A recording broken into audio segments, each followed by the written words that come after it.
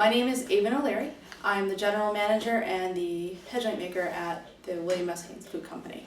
My true love is headjoints and headjoint making. I've been working in the flute making industry for about 14 years now, and I've been at the Haynes Company for 6 years.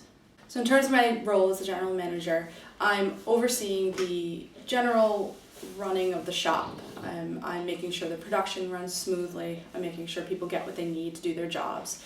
I'm overseeing inventory control, all that type of thing. Anything that you'd think would go into running a flute company, I'm making sure that that happens. In terms of my headjoint making, that's a whole different process, and it's a lot more fun in a lot of ways.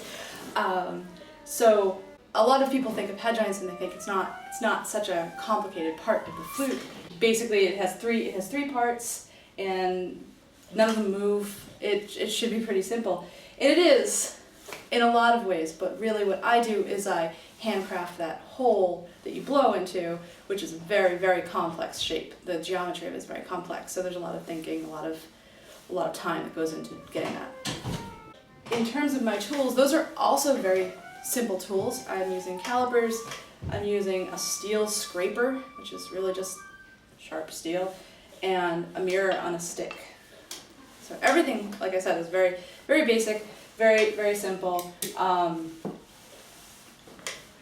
but it's not, right?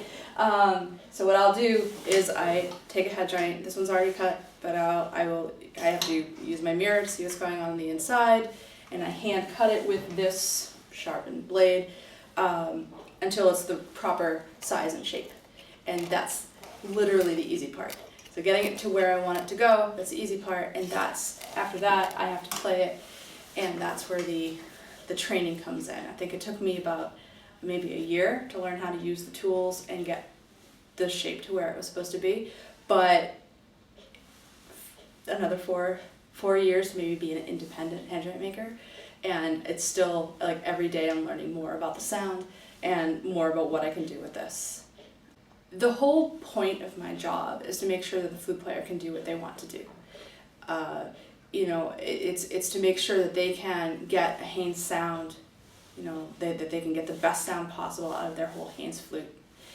When I actually get to see someone and hear them playing, like a big artist or anything like that, that's the biggest reward. That is the best part of my job, is working with someone, if possible, and then listening to the whole thing come together on the flute, listening to them on stage. That's really the best part.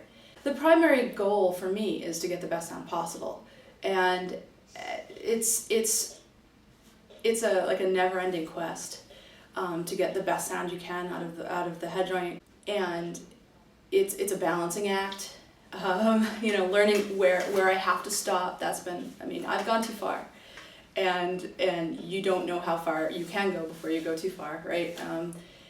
One of the things that's different about headjoint making really is that once I make a move with a scraper or sandpaper, even if I'm adjusting it for the greater good, if I go too far, I can't put it back, and that's where I've had to learn where that line is too, and that's why I take little bits at a time.